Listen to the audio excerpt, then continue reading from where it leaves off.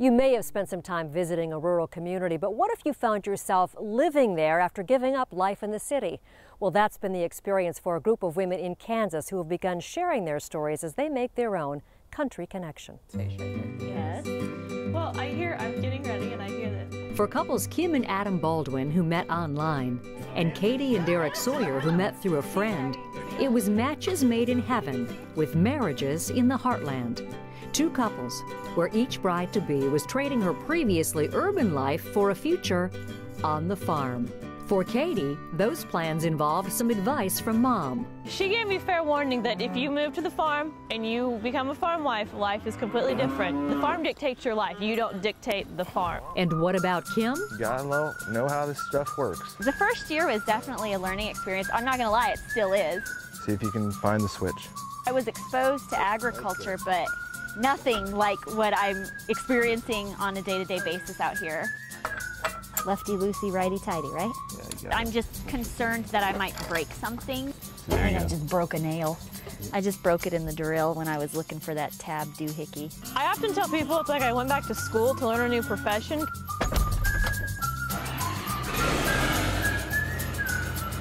Okay, now you're in the trees. They weren't giving me any kind of breather time. I had to learn on the job.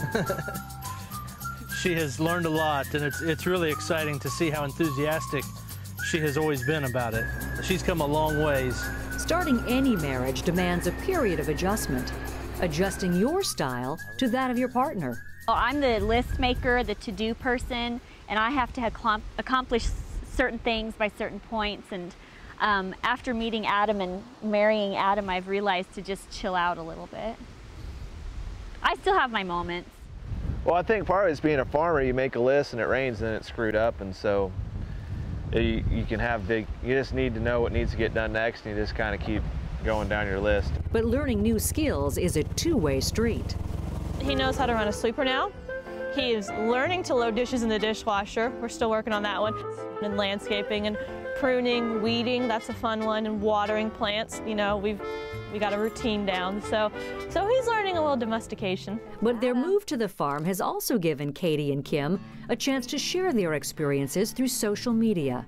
Their Farm Wives blog is a way to reach out to other women in agriculture and those in urban areas who might want to know more about 21st century farming. So it was really just a way for me to keep my friends and family up to date on, you know, what was going on out on the farm. It's my way of doing what I can to help, you know, share the story of agriculture, share the story of our operation, but also just become an advocate for agriculture, because we need all the advocates we can get, and there's tons of misinformation out there, so I just do my part to try to set the record straight and just enlighten people on what really happens here. In addition to their Farm Wives blogging efforts, Katie and Kim also take part in a regular meeting of farm wives in their community. Basically, once a month, the farm wives who are, you know, in their 20s and 30s get together. Everybody can relate. You know, when your husband is out in the field at all hours of the night trying to get the corn planted, I know that there are at least, you know, so many other women in this county who are dealing with the same thing. What we really enjoyed the most is actually sitting around and just talking about our husbands, and maybe complaining a bit about the lifestyle and maybe some of the harder parts of living with a farmer. Derek and Adam may not always agree with what's said at the Farm Wives meetings, but they admit that very positive personal changes have come from working with their wives. Our time together isn't always plentiful sometimes, but when she can come out and ride on the combine with us and be involved with harvest with the rest of the crew, that's a lot of priceless time that really has a lot of meaning when you look back on it. Their Farm Wives blog and their connection with others through social media has given both women a new appreciation of life on the land. You make sure you love this lifestyle. It becomes your lifestyle. It's not just your husband's job. It's your job.